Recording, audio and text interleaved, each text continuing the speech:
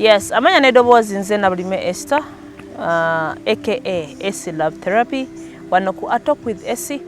Mbela magamba nti tubeera ne inspirational stories okuva mu bantu ab'enjawulo whereby bajja wano ne batulabako ne banyumyamu naffe ne batubuulira ku mboozi zaabwe ne tufunamu ekyokuyiga ne tulaba nga obulamu butambula ate ne tudda engulu abamu abadde baweddemu essuubi. Olunaku olwaleero mbaleetedde omuyimbi owa gospel ye Eli Bulamu. Tugenda kuba tunyumyamu naye atubuulire about his life, his story, wawa atuuse, waje yava, ebintu ng'ebyo. Kubanga I believe nti ebyo byonna mwetaaga obimanya. So nga mbagambye nti tulina omuyimbi wa gospel Eli Bulamu. Mr. Eli Bulamu, sanso okulaba. Nange sanso basanga. Obulamu bugamba kinkoonyirira. Obulamu buli sitade mune ekitiibwa kya Mukama. Amen. Ate awo kasita otuukaawo manya ndina omuntu omutuufu. Kasita oyagala ku kitiibwa kya Mukama manya ndina omuntu omutuufu. Sanso okulaba. Nange sanso basanga. Obulamu bugamba ki? Obulamu tebulina ttabu. Mukama tukume bulungi. Yes. Yeah. Mba ndi awo ndaba music work actually. Wa gospel. Ali inspiring, ali motivating, azamu abantu amaanyi. Actually nadala ku muvubuka ono. Actually abavubuka bakwagala nnyo. I was like, omwana ono waawa. Omwana ono nga w'amaanyi. I was like, okay, nja kuyitako wano lumu. Tunyumyemu. Eredde omukisa munange. Amannya go amatuufu. Amannya gange amatuufu yenze Elijah Kasule. Kasule. Yes. Okay. Kasule. Ovawa. As in, obeera wa? Banzaala Busunju. Naye nakulira nnyo. Busunju wano. Ng'oli wa kumpi. Naye nakulira nnyo wano e Bombo Road nakulira bayitawo nga wakave Matugga. Awo. Gye nakulira. Okulidde awo. Gye nsomedde naye nga nazaalibwa eri. Okay. Yes. Busunju n'obeerako wano kumpi awo ne Matugga. So n'ojja. N'oyingira city. N'oyingira kati oyingira otya? Oyingira nga muyimbi oba olina ebirala by'osoose okukola awo? Era of course nali njagala music era nayingiranga naye nali by then sinatandika serious music. Okay. Because eri gye nasomera obulamu bwange like gye nakulira because me I left my parents when I was I think in P3. Why? Because watching kubuziza onosonya kubuza nti P3 obeera muto nnyo. Yes. So ngamba to know. Actually it was P2. Yeah, because you get a P3 najitandikira eno. Sagala nnyo kulimba olw'ensonga nali mwana muto. Nali sinatuuka kukola kwesalirawo like ngabo nakera nosala nogamba this is what I want. Okay. So nakera bugezi nga ovudde wabazadde bo nga bantutte gye nakulira. Okulira. Gye nakulira it is a orphanage home. Bagiyita Bulamu Children's Home. Okay. Yes, gye nakulira obulamu bwange P4, P5 primary nenjimala nenkwata secondary. Ng'oli mu orphanage? Yes, nani mu home. Okay. Yes. So neri wagamba tino Bulamu orphanage. Onde tukulowooza nti erinnya Eli Bulamu oba netumiikiriza. No. Yeah, by the way erinnya Bulamu nalijjeeyo olw'ensonga nti it is a nice name and sisi nti obulamu bwange sibubalira nnyo eri side ya family yange oba bazadde bange nti eri mbalirayo nnyo nti gye nayigira buli kimu okutegeera buli kimu okitegeera so kati ne experiences ze nayitamu nga ndi eyo embi enzebwa nnyo nga bwomanyi naye nga tolina bazadde nga tolina nnyo muntu akuliko agamba nti kola kino ng'alinga nga muzadde so life obulamu buba bwanjawulo kula n'abantu nga ba characters ndala nnyo tribes zaabwe like tribes nyingi like nga okitegera characters nyingi abamu balina buli omu alina character eyiye kati naye nga mwenna muli wamu so kati gye nakulira ne experience ng'ebintu bingi so ne okusinzira experience naddala embi ze nayitamu ze zandetera okwetuuma erinnya eryo because nayita mu bintu nga nentuuka ne time nga ngenda losing obulamu like notuka obanga owulira ogenda kufa nga waliwo ekikutuuseko nga oli ku level ya kufa okisegera so Katonda n'akuyamba so bwe nnakula bwe nasumukamu n'enkula neneetuuma erinnya Eli Bulamu nemanya nti kati yes Eli Bulamu neneetuuma erinnya okukakasa nti ndi bulamu because I went through a lot of experiences. Experience nga ki Bulamu? Mpitirivu like nze nalwalanga nnyo kyekisooka naye ate ng'olwalira ewantu nga tolinawo relative so you don't expect kufuna that too much care kati ng'ojjako n'ekyokulwala I remember ebintu ebimu bye sitasobola kwerabira ebya stickinga mu bwongo bwange. I remember one time baali bagenda kuntemako okugulu na twali tuzannya nengenda nga mu bino ebintu by'okuddukadduka nenninya ku kiti nekyenfumita wansi mu kigere kati bwe kyenfumita wansi mu kigere nesooka ne tubeerawo awo nga womanyi nti tewali ajja kukugira nti abeere fasiti naye nga kikulimu obulumi olwo ne banyiganyiga mukaawa balaba kigaanyi anko wange nanyini home eyo n'atandika okundeeta mu tawuni eno mu malwaliro ne bandamuza amalwaliro gonna amanene g'omanyi naye nga tebalaba kikinnuma naye nga mulimu ekiti naye nga tetukiraba naffe okisegera nga nfiringa pain nemmala emyezi ndowooza gyalinga 3 nga sikyasoma kati natuuka time waliwo abazungu abaaliwo baali because nali nnumizibwa nnyo sikyasoma mbeera mu kukaaba every time naye banvuga ne bantwala ku ssomero mbeera mu kilasi nga mpulira pain nnyingi nga amaziga gampitamu ne banzijjayo ku ssomero nenzira ewaka kati batuuka nga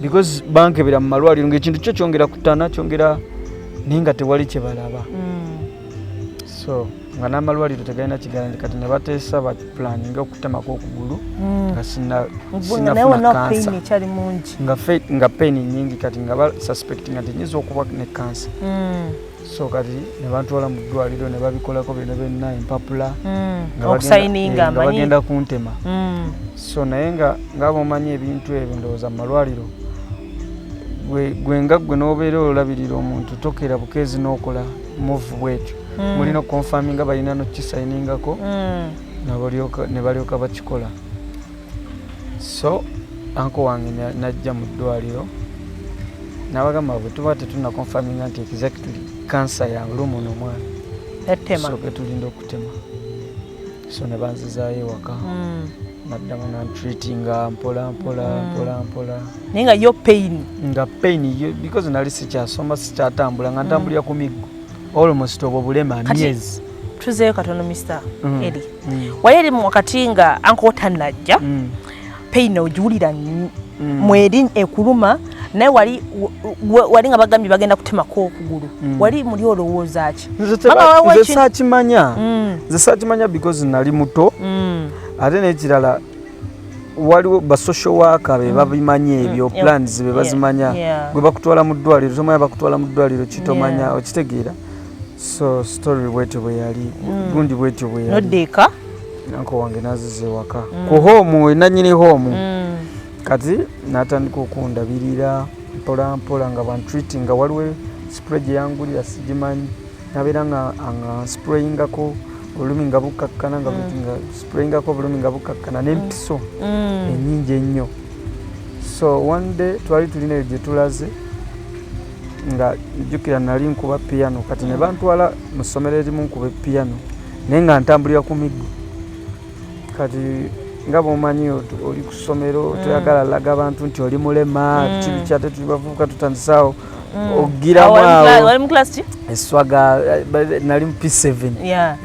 eswaga nga walikeera eswaga nalikeera olwensonga asasire naye nze ku home nayiga ebintu bingi like nali nkola ebintu bingi nnyo ate jjukira nti oli nali musical nali nkuba piano nga nkuba bass guitar nga nkuba drums ate zonna zonna nga nzikuba bulungi nga nze omukuba singa ozikuba bulungi awo n'ofuuka wakabi kati of course because buli omu aba akweta gundi yagenda uko biki mubanga balida almost tuyagala balaga oli kusoma tuyagala balaga nti oli mulema nsagala balaga nti ndi mulema kati nenkiwaliriza nentambula nenkitambuza nga bampita wali nentambula because nali sikyatambulirako nga mbeera mu buliri oluusi nga ntambuza miggo kati nga wali sirina kiraga kati nekiyitana nnyo nekinnuma anko nankima okusomero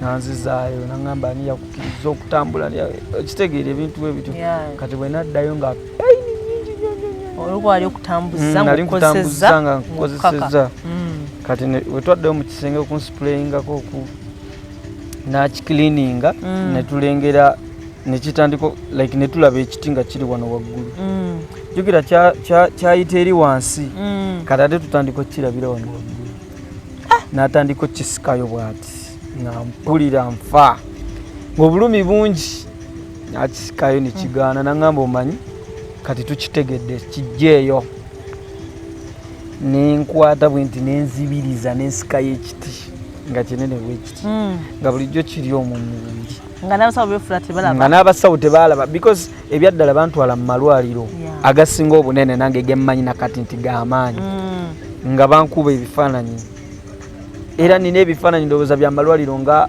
5 big hospitals naye nga tebalina kye balaba kati okijjayo okitegeera kati bakijjayo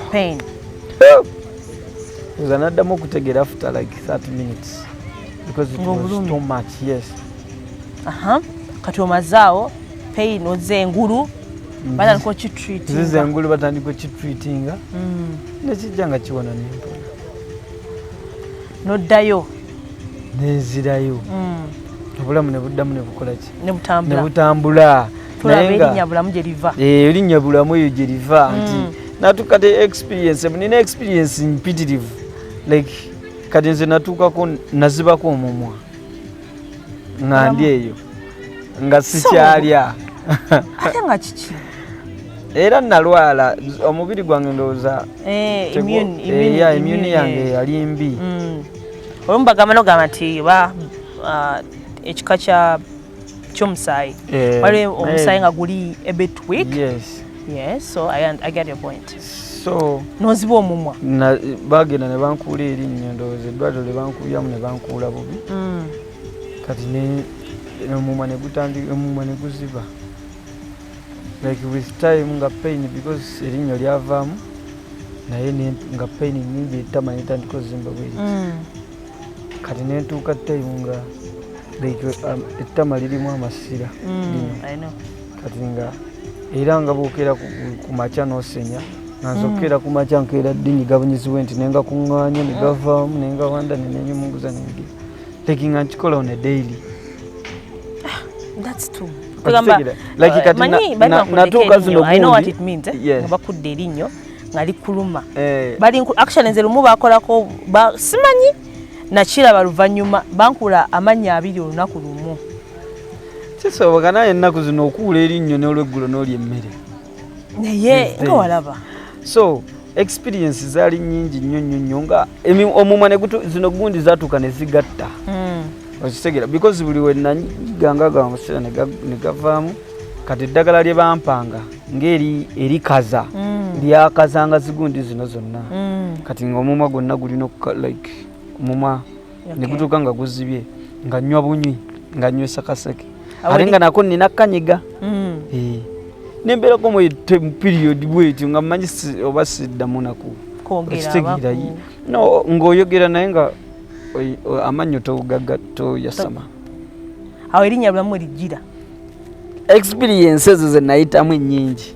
nezesigambe neŋŋamba nti kaneyite bulamu era obulamu bwange ndabe Katonda ng'abukozesa nnyo nze ndi living testimony obulamu bwange bwonna experience zempiseemu nga ndi mwana muto n'obulamu bwange essaawa zino bwe buli night is God. Tugenze mu P7 okuba ebivuga tama byonna netama yonna pisa akafaananyi ka P7 kaliwe katisagana kalaba ojja okatuweeko byetwagala abayimbi baffe kale primary nenjiwona nenyingira secondary n'ebyayo byali bingi byesitasobola kudda okunyumya in details naye Katonda abadde mulungi nnyo eri obulamu bwange abadde mwesi n'ogenda mu senior 4 ngenda mu senior 4 no am senior 6 senior 6 agenda wow senior 4 nakoma mu senior 4 nogenda ova mu senior 4 weyongera kati oli mu senior 4 now kyali mu orphanage eno nkyali mu orphanage ne mu home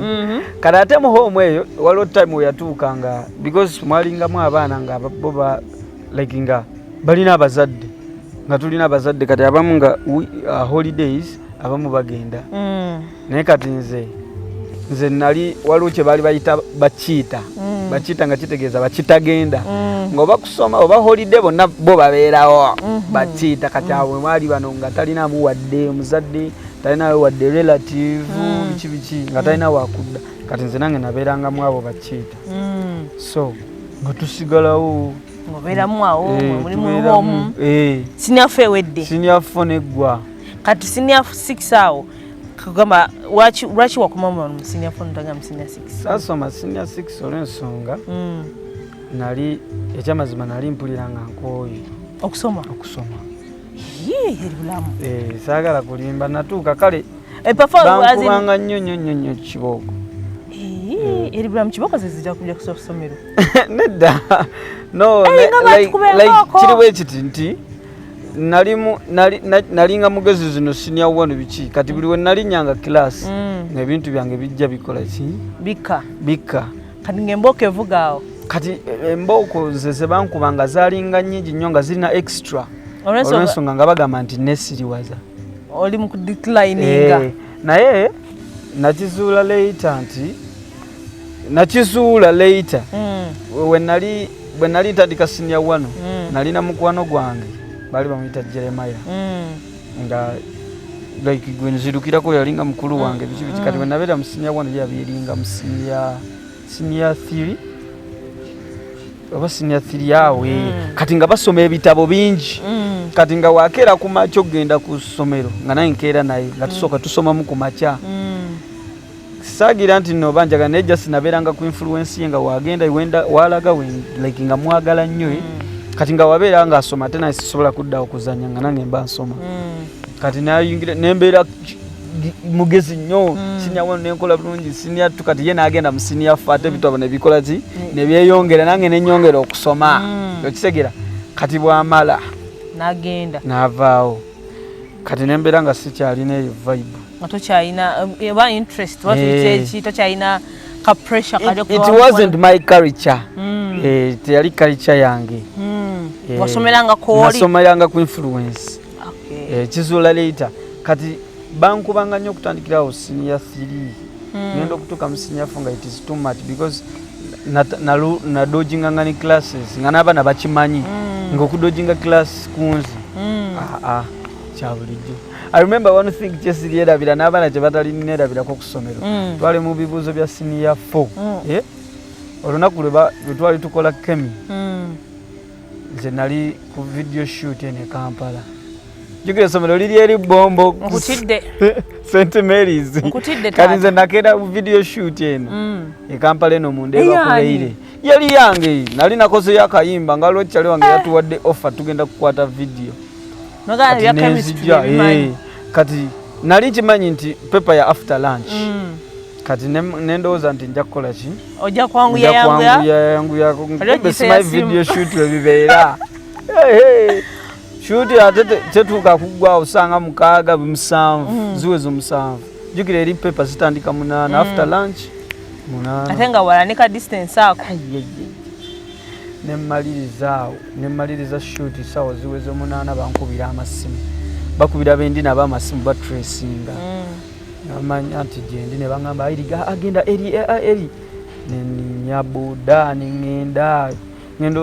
nenda okutuuka ku ssomero nga ziringa 8 ng'olwedde abaana bayingidde dda mu pepa naye nga babagambye mulindeeko nga tebannatandika kubanga bwe batandika mba sijja kukola